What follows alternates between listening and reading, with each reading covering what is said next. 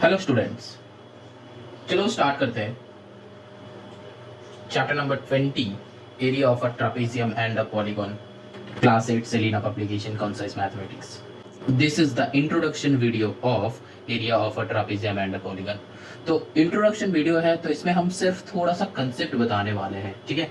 ये जो है पूरा का पूरा मेंसुरेशन पोर्शन है, और मेंसुरेशन पोर्शन मतलब वो सब फील्ड रिलेटेड, और बस sums are so easy so that you just have to memorize only those formulas। और क्या क्या formulas याद रखना है वो हम बताने वाले हैं।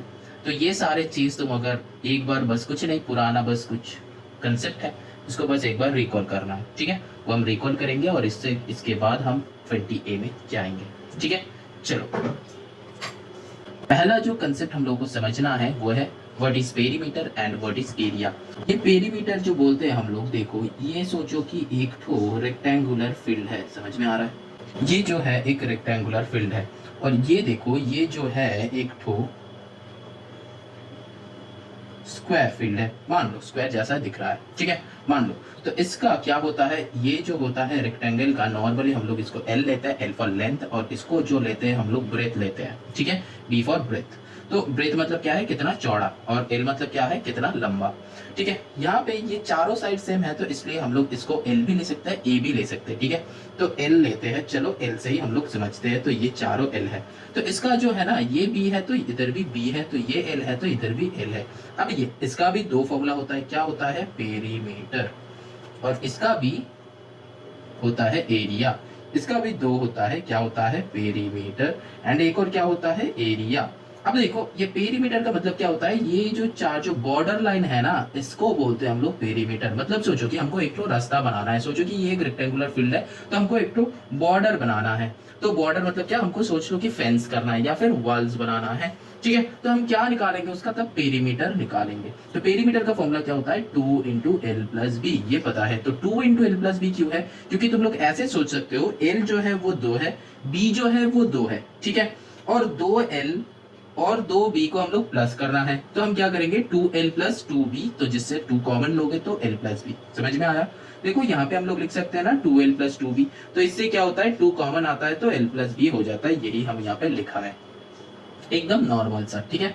तो अब देखो सिमिलरली इसका जो है 4L है, तो यहाँ पे क्या कर सकते हैं, पेरीमीटर में L plus L plus L plus L, ठीक। तो 4L मतलब इसको क्या लिख सकते हैं हम, 4L लिख सकते हैं। तो ये हो जाता है इसका फॉर्मूला, मतलब क्या हो जाता है, 4 इंटू L मतलब साइड, ठीक है। यहाँ पे L मतलब लेंथ, B मतलब ब्रेथ, ठीक। तो ये हो गया दोनों का पेरीमीटर। अब एरिया हमको चाहिए, तो एरिया का फॉर्मूला, एरिया मतलब क्या है, इसके अंदर में कितना जगह है, ये वाली जगह, ठीक है, ये वाली जगह हमको फाइंड करना। तो क्या करेंगे, L इंटू बी, ठीक है, लेंथ इंटू ब्रेथ हम नॉर्मली लिखेंगे, ठीक है। यहाँ पे भी सेम करेंगे, तो यहाँ पे कितना जगह है, तो कितना जगह है उसमें क्या करेंगे, दिस इंटू दिस, तो मतलब L स्क्वायर हो जाता है, क्योंकि L इंटू L है, तो ये हो जाता है इसका एरिया का फॉर्मूला। तो ये जो है बेसिक कंसेप्ट है। तो क्या है, पेरीमीटर मतलब ये चार साइड, और एरिया मतलब ये।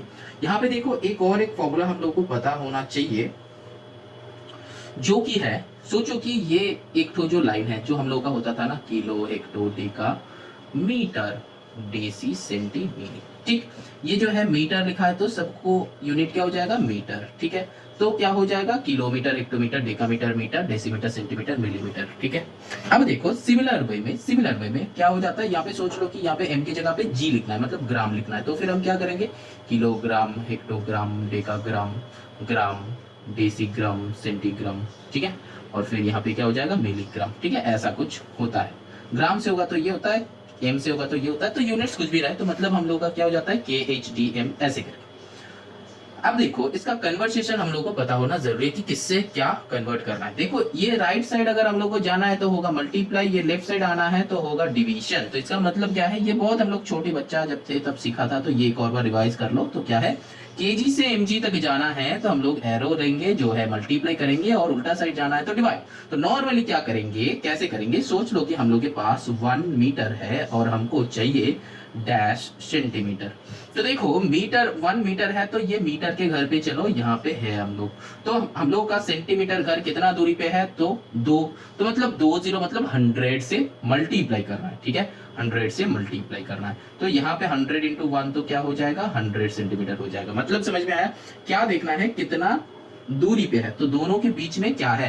तो ये जब जो कहेगा वो वाले नहीं लेंगे, लेकिन जहां पे पहुंचना है उसको इंक्लूड करेंगे। मतलब क्या, यहाँ पे 1 मीटर था तो मीटर को हम लोग नहीं काउंट किया, तो किसको किसको काउंट किया, डेसीमीटर एंड सेंटीमीटर को काउंट किया है। तो डेसीमीटर और सेंटीमीटर में एंड हो रहा था, सेंटीमीटर में चाहिए था, तो ये दोनों का क्या हो जाएगा, 100 मल्टीप्लाइड होगा। समझ में आया। अब देखो एक और एक करते हैं, सोचो कि 1 मीटर से हमको जाना है डेसीमीटर, ठीक है, 1 मीटर से हमको जाना है डेसीमीटर। तो डेसीमीटर कितना दूरी पे है, तो 1, तो मतलब 10 से मल्टीप्लाई करना है, ठीक है, तो मतलब 10 से मल्टीप्लाई करना है, तो 10 1 10 होगा, 1 होगा तो 10, 2 होगा तो 100, 3 होगा तो 1000। इधर भी वही, यहाँ से कितना है 1 2 3 4 5, सोचो कि यहाँ तक जाना है, तो मतलब क्या 1 के पीछे 5 0 लगा देंगे।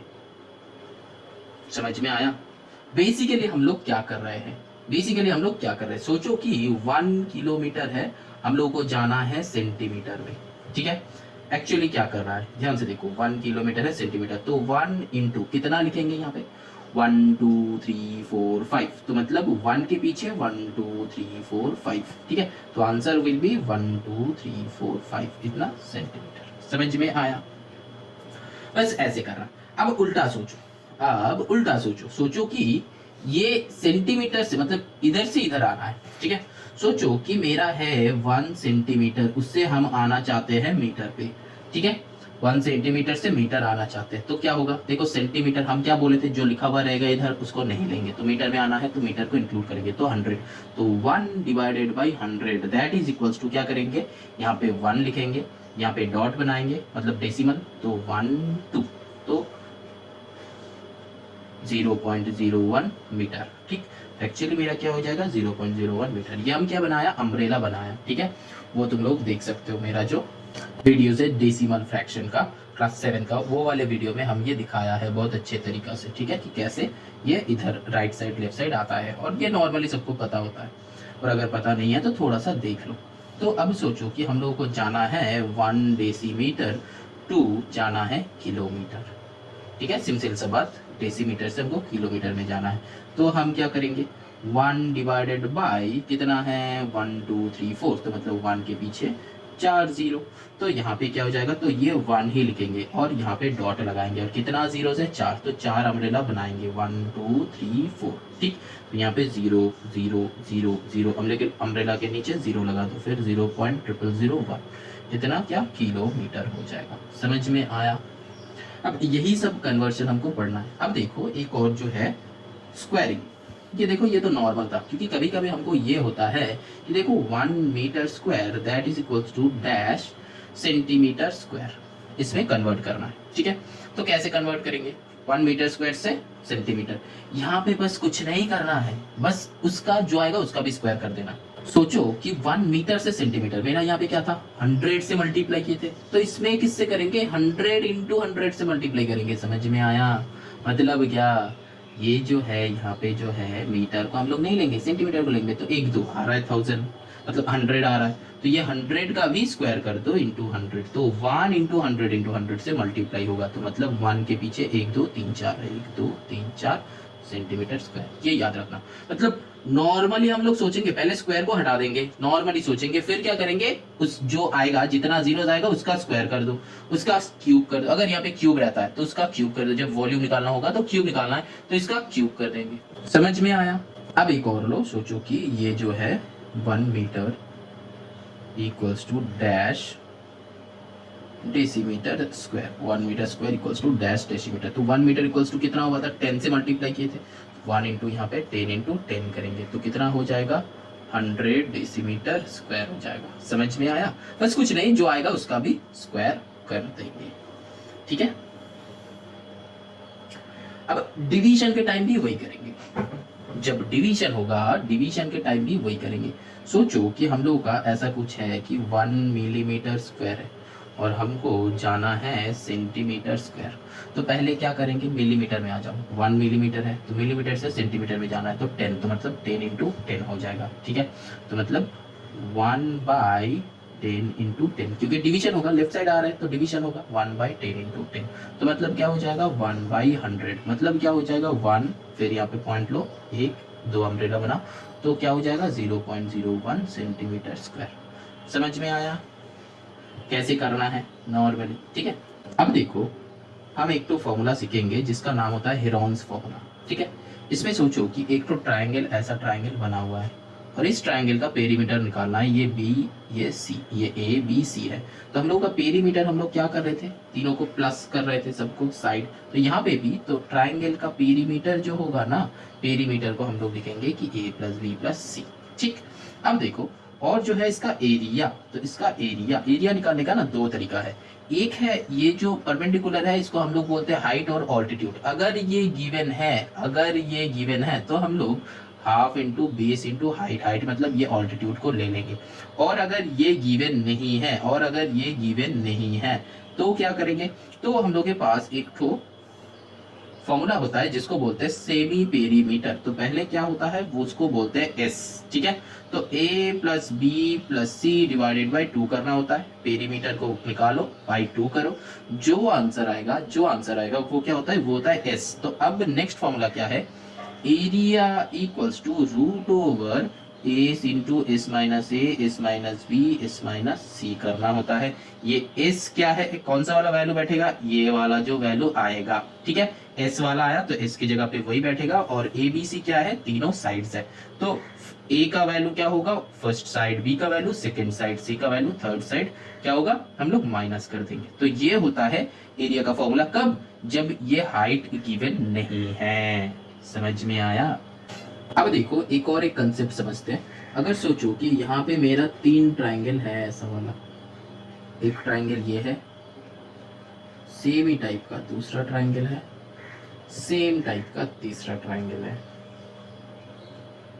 तीनों का नाम भी सेम है, A B C A B C A B सी।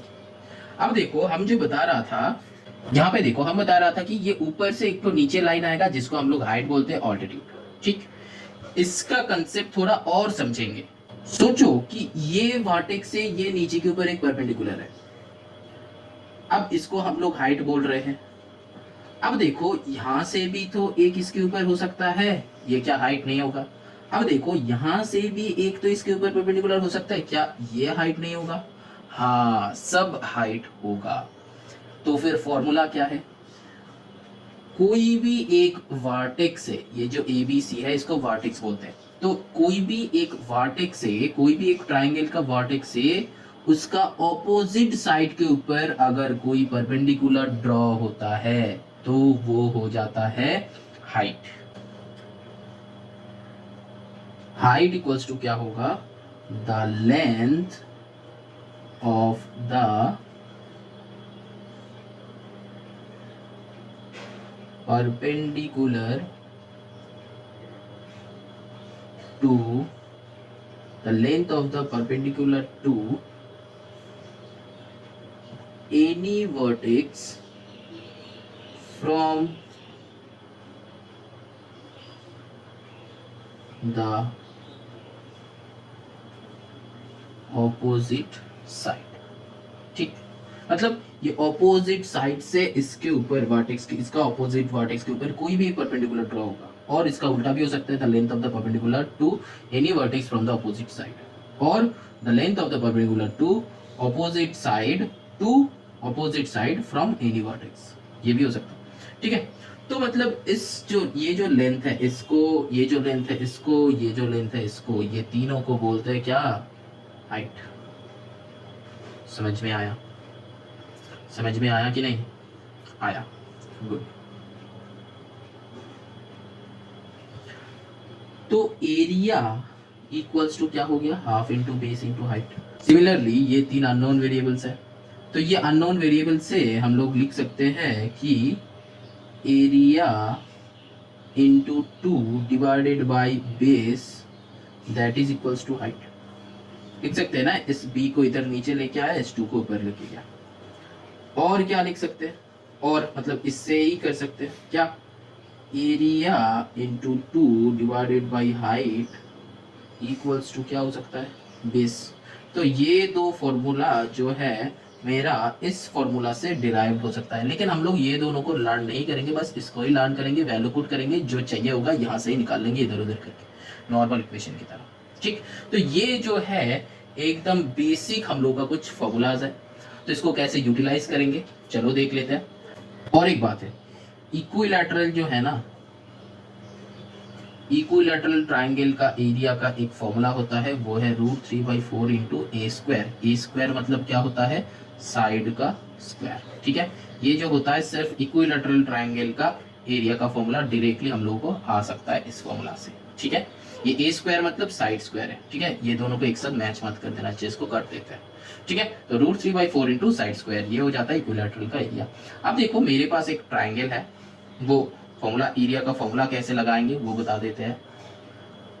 तो ये जो है सोचो कि तीनों साइड्स है ए बी सी, और तीनों साइड गिवन है, सोचो कि ये 9 सेंटीमीटर है, ये 12 सेंटीमीटर है और ये 15 सेंटीमीटर है। तो ए बी सी का ए बी सी। ठीक, तो अब देखो मेरा एस क्या है, a plus b plus c by 2।